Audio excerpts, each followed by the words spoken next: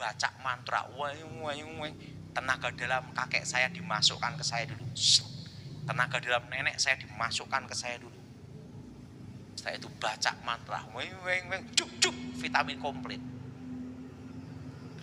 Tiba-tiba langsung awan gelap, gempa bumi, alam bereaksi, angin ribut, petir, muncul satu sosok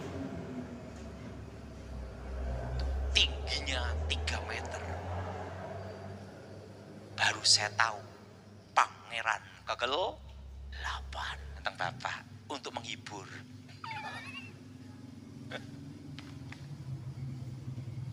Tingginya 3 meter, rambutnya silver perak, dan model ininya tatahan es, tembus pandang transparan, dan matanya seperti cahaya intan berlian, dan bumi berputar di dalam matanya. Maka disebut penguasa dunia. Bajunya berkilauan seperti perak, ada ikat pinggangnya juga gini, dan sepatunya tidak bisa saya lupa seumur hidup saya.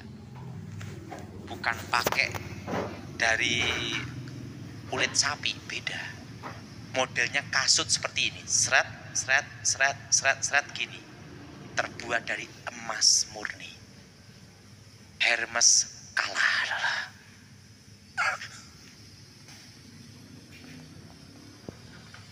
Tingginya 3 meter.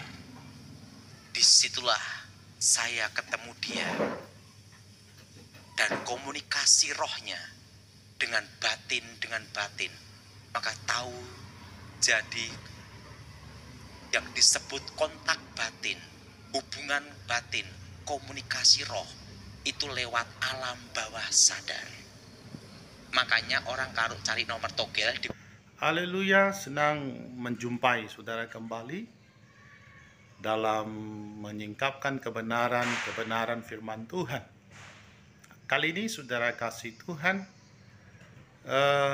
saya akan membahas satu tokoh yang sangat luar biasa, tokoh dari kalangan Kristen sendiri yang mengajar dari berbagai gereja, yang pakar dalam okultisme. Bahkan saudara,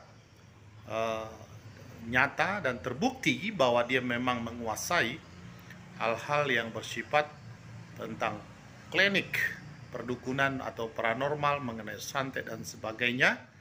Siapakah dia? Yaitu seorang hamba Tuhan, evangelis atau pendeta, yang selama ini pernah punya kesaksian yang luar biasa bersama dengan hambanya pendeta Gilbert Lumindong. Tetapi yang menjadi fokus saya bukan pendeta Gilbert Lumindongnya, melainkan adalah evangelis daripada Daud Tony.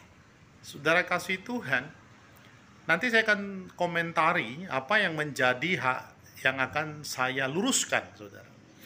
Nah, saya, saudara kasih Tuhan, tidak pernah mempercayai berdasarkan Alkitab, kitab suci saya, saudara, bahwa Lucifer, setan atau jin, sesungguhnya benar-benar dapat dilihat oleh mata jasmani manusia, saudara kasih Tuhan.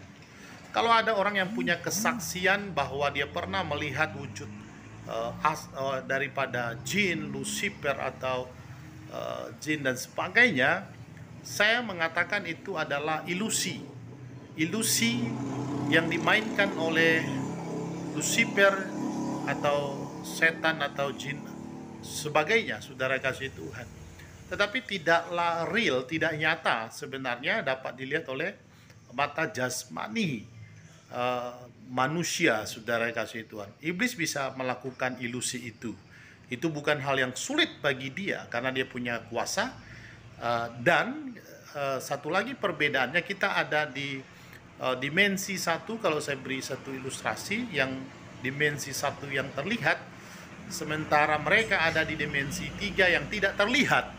Nah, mereka yang ada di dimensi tiga yang tidak terlihat dapat melihat dengan jelas segala kegerakan kita, dan dia dapat memainkan peranannya dengan kuasanya, termasuk yaitu membuat ilusi seolah-olah kita melihat dia, saudara kasih Tuhan. Nah, Lucifer, Tony Daud dalam kesaksian, ketika saya melihat saudara, ada satu kesaksian dia dalam satu pelayanannya di gereja, menyatakan dia melihat Lucifer. Nah, ini akan saya komentari, saudara kasih Tuhan, karena saya tidak setuju berdasarkan firman Tuhan. Sekali lagi, berdasarkan firman Tuhan, karena tak seorang pun dalam Alkitab pernah dikatakan benar-benar pernah melihat setan, Lucifer atau jin atau apalah namanya, saudara kasih Tuhan. Nah, sebelumnya mari kita itu cirinya gimana. Nah, ini cirinya. Sebelum saya bertobat, saya diajar sama kakek nenek saya. Kakek saya itu tokoh aliran putih, namanya Sapu Angin, terkenal dengan ilmu saipi angin pindah tempat, dan terkenal dengan ilmu kebal, aji lembus kilan, tembak dor sejengkal, dan terkenal dengan ilmu panglimunan, ting menghilang. Kakek saya itu ilmu putih, nenek saya ilmu hitam. Lahirlah saya abu-abu. Nah, nenek saya terkenal dengan ilmu santetnya, setan kober, kobaran api setan, pembunuh tercepat, pembunuh tercepat, pembunuh senyap, silent killer. Dan dia kalau bunuh orang, jantung berhenti, 5 menit pasti berhenti, siapapun orangnya. Nah, saya belajar dari mereka sejak usia 9 tahun. Dan semua ilmu yang saya pelajari itu dari mereka. Dan tapi kalahnya sama pendeta gemuk, haleluya, Gilbert Lumaindong. Saya bertobat sama Gilbert, dan saya ikut Pak Gilbert pelayanan belum lama. Saya ikut Pak Gilbert itu sudah baru 25 tahun. Berapa tahun, saudara? 25 tahun. Waktu saya menguasai ilmu kakek nenek saya dan nenek saya, kakek nenek saya berkata, kamu harus menguasai ilmu terakhir, gabungan ilmu hitam, ilmu putih. Kamu harus ketemu seorang guru lagi, pangeran, kanjeng pangeran, untuk mengajarkan kamu ilmu pamengkang jagat, membelah dunia. Saya bingung, guru saya lebih hebat, kok ada yang lebih hebat, betul? Dan nyari gurunya satunya di mana, kan gitu.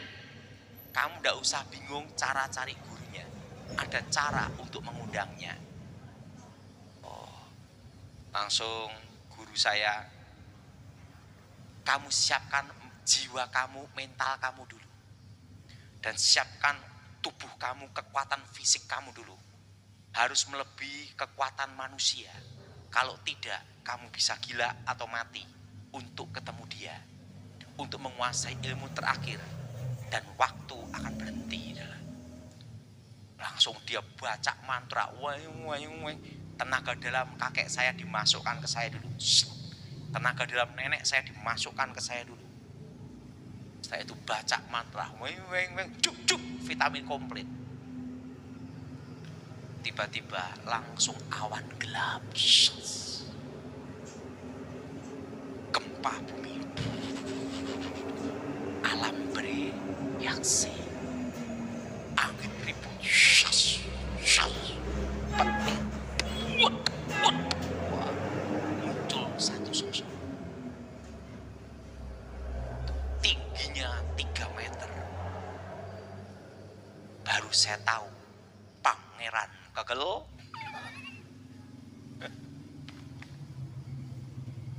Tingginya 3 meter, rambutnya silver perak, dan model ininya tatahan es, tembus pandang transparan,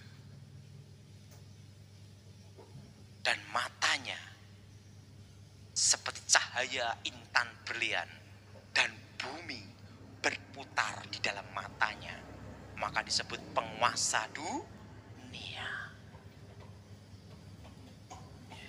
Bajunya berkilauan seperti perak, ada ikat pinggangnya juga gini, dan sepatunya tidak bisa saya lupa seumur hidup saya. Bukan pakai dari kulit sapi, beda.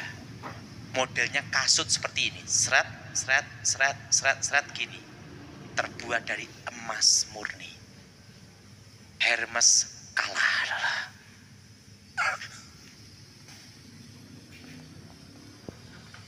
Tingginya 3 meter. Disitulah saya ketemu dia. Dan komunikasi rohnya dengan batin. Maka tahu jadi yang disebut kontak batin, hubungan batin, komunikasi roh itu lewat alam bawah sadar. Makanya orang kalau cari nomor togel di kuburan ketemunya waktu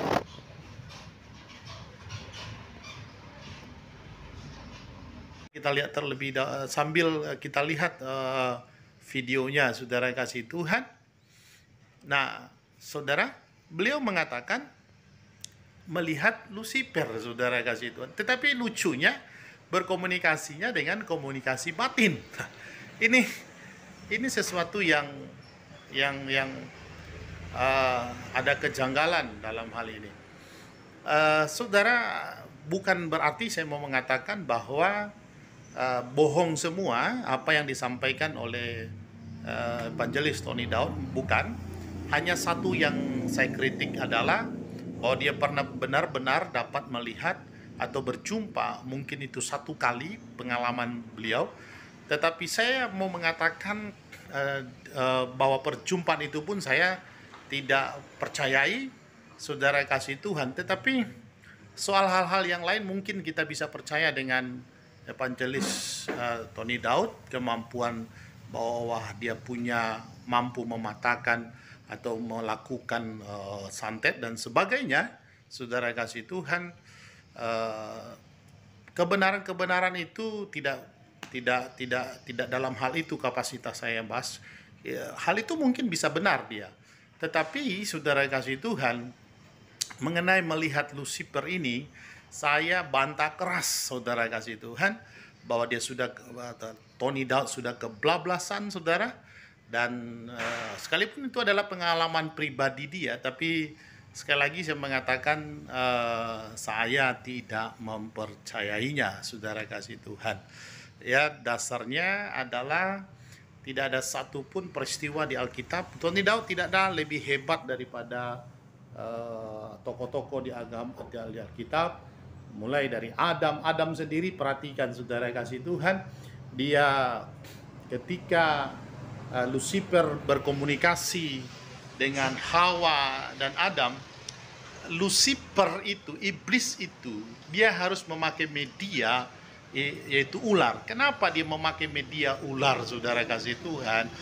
Adalah karena wujud Lucifer atau iblis itu tidak dapat dilihat oleh mata jasmani Adam dan Hawa. Itu alasannya. Nah, kalau bisa dilihat, maka tentu dia tidak perlu menggunakan media itu. Nah, saudara kasih Tuhan, saya akan tetap konsen dan fokus untuk menyingkap tabir, meluruskan sesuatu yang salah, menyampaikan kebenaran. Karena firman Tuhan mengatakan, sampaikanlah kebenaran, baik tidak baik keadaannya, saudara kasih Tuhan. Demikian, tetapi saya tetap mengasihi dan berdoa Tuhan terus memakai dan mengurapi hambanya Tony Daud. Tetapi dalam hal-hal tertentu, ketika saya melihat ada satu hal yang tidak benar, menyimpang, izinkan, saya akan tetap konsen untuk meluruskan sesuatu yang tidak benar demikian. God bless you all. Kiranya saudara jangan terpesona dengan karisma, dengan cerita-cerita yang besar, sehingga kita mudah untuk diarahkan, saudara kasih Tuhan, membenarkan sebuah cerita yang kadang-kadang itu adalah sebuah tambahan saja. Demikian, Tuhan Yesus berkati kita semua. Amin.